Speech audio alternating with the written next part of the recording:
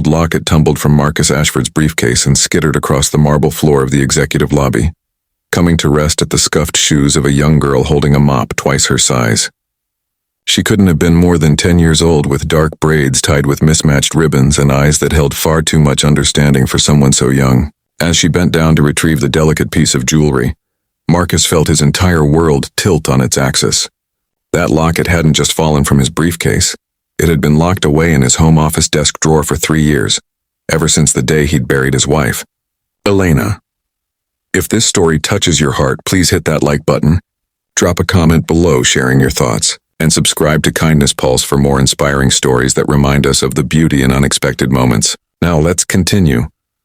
Marcus stood frozen, his 6-foot frame casting a long shadow over the child who now held the most precious remnant of his past life in her small, calloused hands.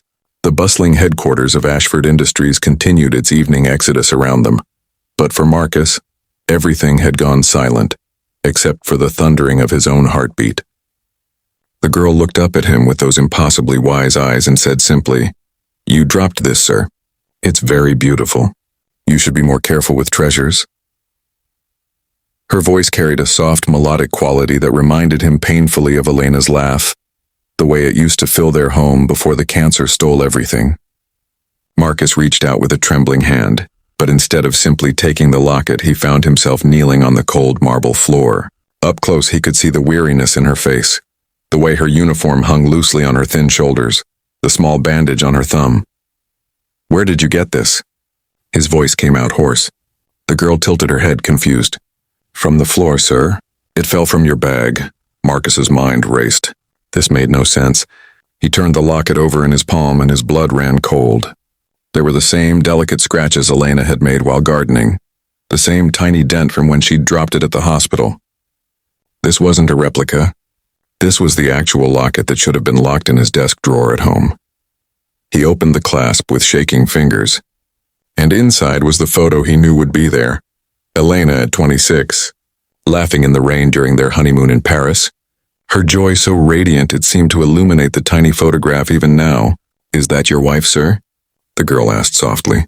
"She looks like she was very happy. My papa is in heaven too. Mama says he leaves us little signs to know he's still there." A sob caught in Marcus's throat. He hadn't cried since the funeral, had built walls around his grief so high that nothing could penetrate them. He'd thrown himself into work, expanding the company, attending galas, doing everything except feeling the gaping wound in his chest. But this child had somehow breached every defense with her innocent observation. "What's your name?"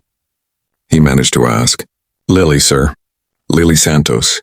My mother is Rosa Santos. She cleans this building every night after her day job at the hospital."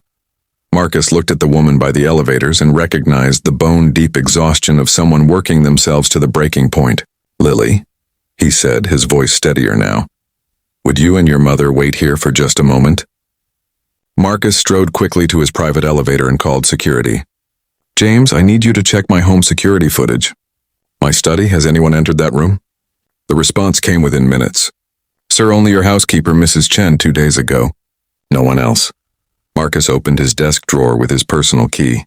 Inside, nestled in its velvet box, sat another gold locket. He opened it. Elena's photo was there, identical. But when he turned it over, the back was pristine.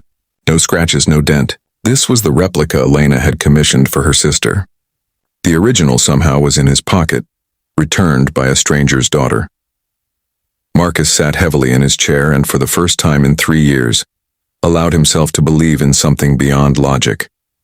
Elena had always believed in signs and the universe's way of sending messages. Before the cancer, she'd volunteered at schools, tutored children whose parents worked multiple jobs. She'd begged him in her final days to promise he wouldn't let grief make him cold, wouldn't forget that wealth meant nothing if not used to lift others.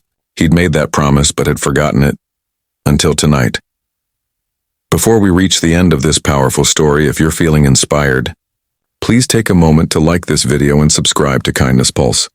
Your support helps us share more stories that restore faith in humanity. Marcus returned to the lobby where Lily and Rosa waited nervously. He knelt before Lily again with both lockets in hand. "You said your papa leaves you signs," he said gently. "I think my wife just left me one too, and she used you to deliver it." He pressed the original locket into her small hands. This belonged to someone who believed every child deserves a chance to dream big. She'd want you to have it. Before Rosa could protest, Marcus addressed her directly. Mrs. Santos, I'd like to start a foundation in my wife's name, the Elena Ashford Scholarship Fund. I need someone who understands working families to help run it. Would you consider it? Rosa's hand flew to her mouth, tears streaming. Lily looked up at Marcus and smiled, the kind of smile that held hope and healing. That night, Marcus went home and finally allowed himself to grieve properly, to remember Elena not just with sadness but with gratitude for the love they'd shared, and the lessons she'd taught him.